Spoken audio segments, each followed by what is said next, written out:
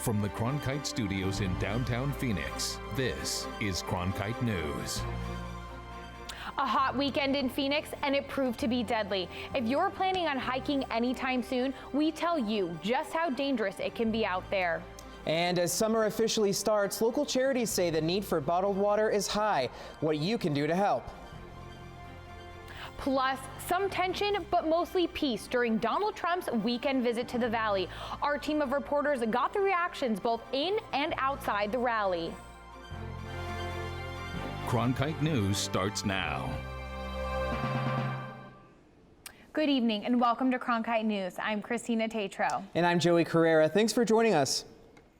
Phoenix beat another record today. By 3, the official temperature was already at 116, and those record-breaking temps aren't expected to leave anytime soon.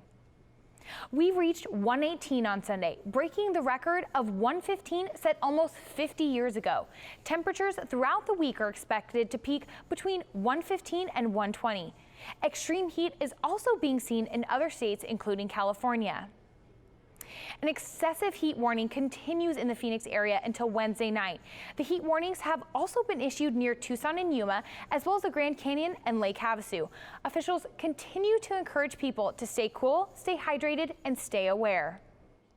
The heat proved deadly for 3 people hiking and biking in Arizona, but that didn't stop some people from hitting the trails today. Cronkite News reporter JIAHUI took us to Piestewa Peak to see how those hikers are handling the hot weather. By 9 a.m., there was already 100 degrees at the Piestewa Peak. Although there's so many people decided not to hike, there are still some braving the heat. It's over 110 degrees outside, but there's still some people hiking.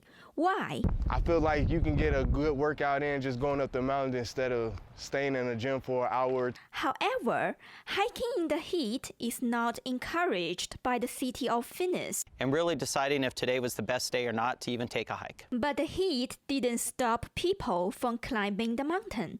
So the city of Phoenix brought cold water here and helped people prepare. We want to make sure that they have plenty of water, that their skin is covered, so long sleeve shirts, light colored clothing.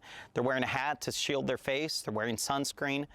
They have good hiking boots on. In their pockets, they have snacks, but really a cell phone. So in case something happens on the trail, they can call somebody. Hikers also had suggestions on how to stay healthy. Probably bring like a water bottle that has ice in it because the water was hot by the time we came down. And don't run out while your water supply is halfway gone. Turn around and head home.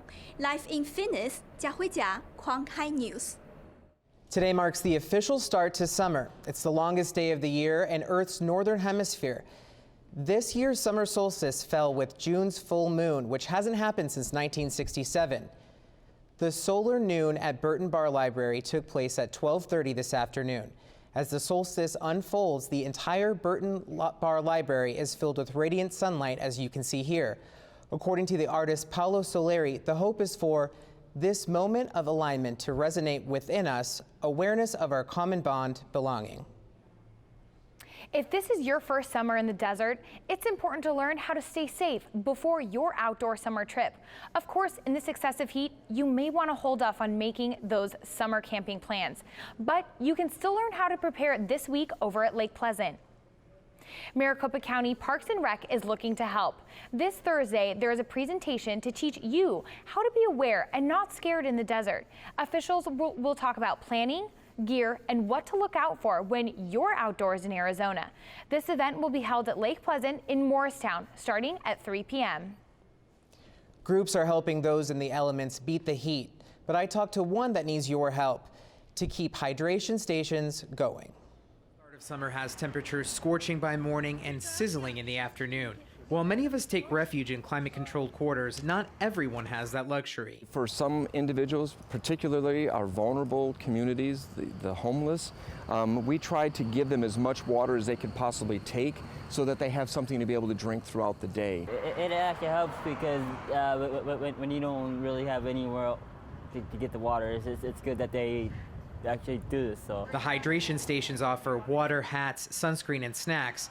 Brackenbury says there's no limit to the amount of water thirsty people can take. You know, just a bottle of water is not going to do it. People really need to be drinking at least a gallon of water a day in order to maintain their hydration levels so they don't become heat stressed and dehydrated. Support from the community is what makes these stations possible. We could not do this by ourselves. It takes a community to help a community. A couple of people yesterday stopped by, gave me some water also.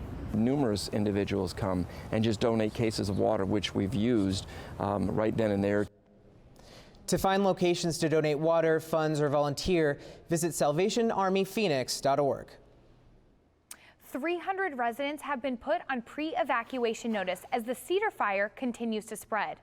The Cedar Fire has doubled in size at nearly 27,000 acres. As fires remain a threat to nearby community, firefighters continue to try and contain it while keeping their eyes on the fire near the Arizona-Mexico border. The hundreds of bison roaming near the Grand Canyon may be in danger. A report from the National Park Service states native wildlife can't be removed completely from the Grand Canyon, but says bison weren't a dominant part of the landscape. Instead, they appeared in small groups on the edge of the historic range. To prevent park damage, officials are preparing to reduce animal population from as many as 600 to between 80 and 200. Donald Trump makes his way back to the Valley. Coming up on Cronkite News, our team of reporters has full coverage of Saturday's rally. We got the reactions of supporters and protesters outside of Trump's rally. And a look inside. Thousands of people attended Saturday's rally. We give you a recap of what unfolded at Trump's first Arizona rally since becoming the presumptive Republican nominee. Some Arizona GOP delegates resigned, saying they don't want to vote for Donald Trump at next month's national convention. The Arizona Capital Times reports 9 of the state's 58 delegates to the Republican National Convention in Cleveland have stepped down. Attorney General Mark Brnovich and Secretary of State Michelle Reagan both say previous commitments will keep them from attending. Presumptive Republican presidential nominee Donald Trump made his 4th stop in Arizona Saturday afternoon, where he spoke in front of more than 6,000 people. Cronkite reporter KRANDALL covered the rally at Arizona State Fairgrounds.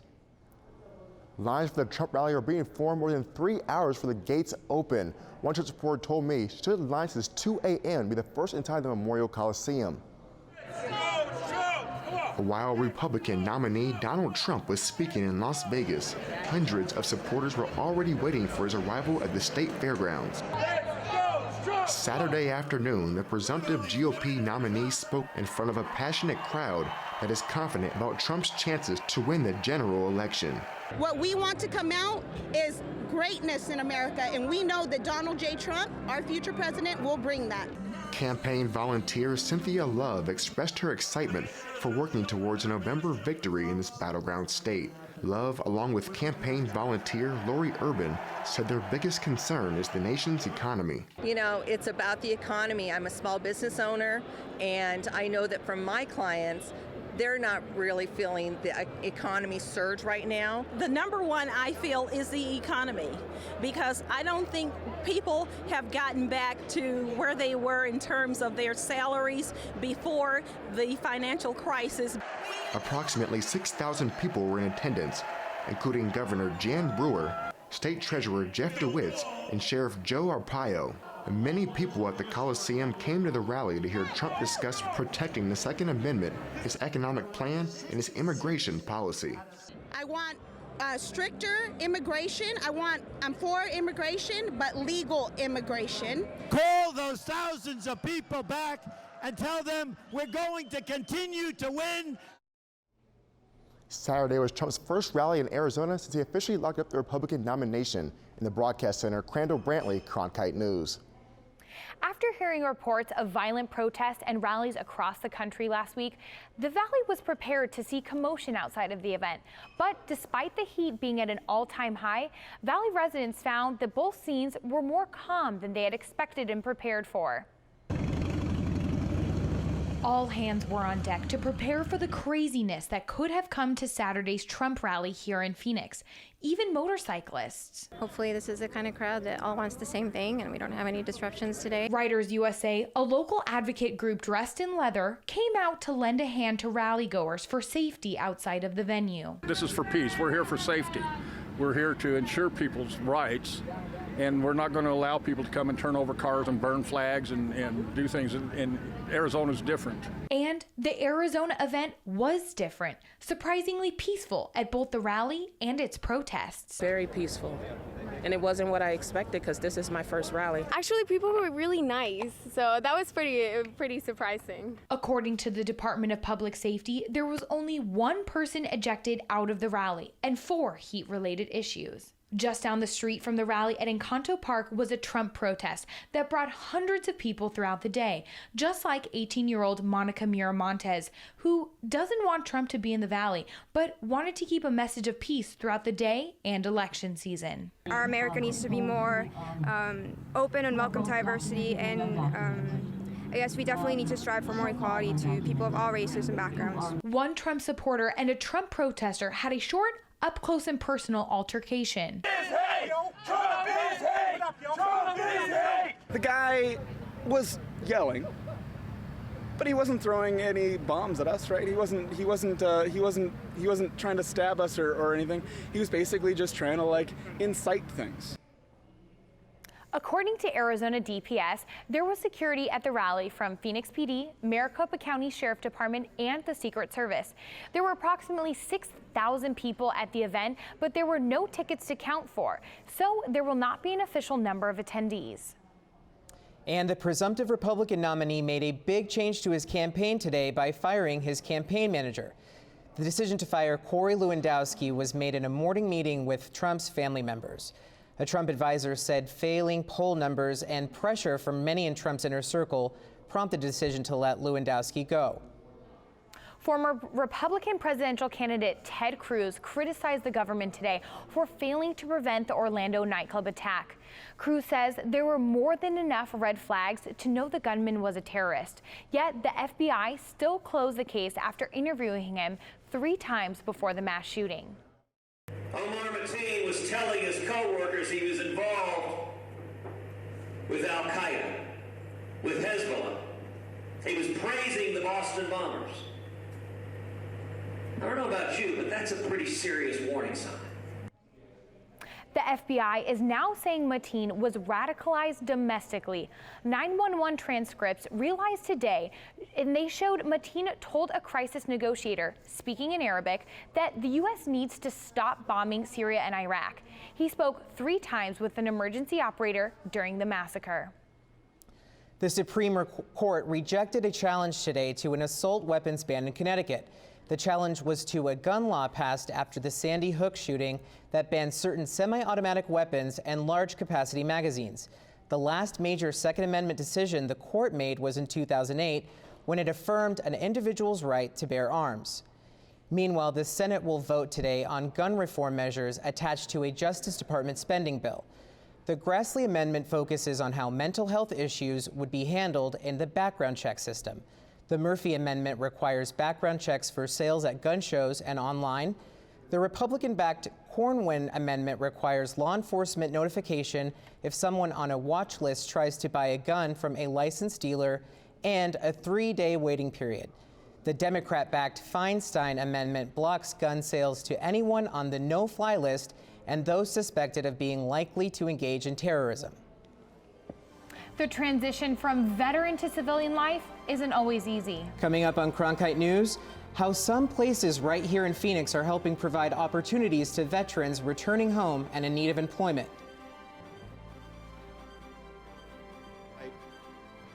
Plus, the right to try, a new bill that could give hope to terminally ill patients. There are right to life laws and there are right to die laws. Now, lawmakers in Washington, including some from Arizona, are talking about a right to try law. Reporter KESHIA Butts in our Washington bureau attended a rally in support of the right to try. It's already the law in Arizona. Terminally ill patients have a right to try experimental drugs that have completed some FDA testing, but have not yet received final approval for human use. Now, lawmakers are pushing for federal law. So for me this year, this is a personal fight. Representative Matt Salmon said he wants his right to try bill passed as his friend Laura Knabrak passed away from cancer. She fought that dread disease for 5 years. Salmon dedicated this year's Right to Try rally to Knabrak as she was the champion in Arizona's Right to Try. Right to Try laws would allow terminally ill patients to try experimental drugs that are not approved by the FDA. Several people say they are fighting for hope, and although it's wrapping up now, people from across the country came to fight for the right to try. But there is a drug that exists that can help Jordan right now, and there are boys that are having success with this drug in Europe. My husband passed away from ALS last October, so we are here for the Right to Try rally because we believe that, patients have that right to try a drug if they feel that it's going to maybe save their life. Darlie Coleman of the Goldwater Institute said their stories are not uncommon. We hear stories every day of people who have ALS, breast cancer, other types of cancer, other deadly diseases, who could not enroll in clinical trials.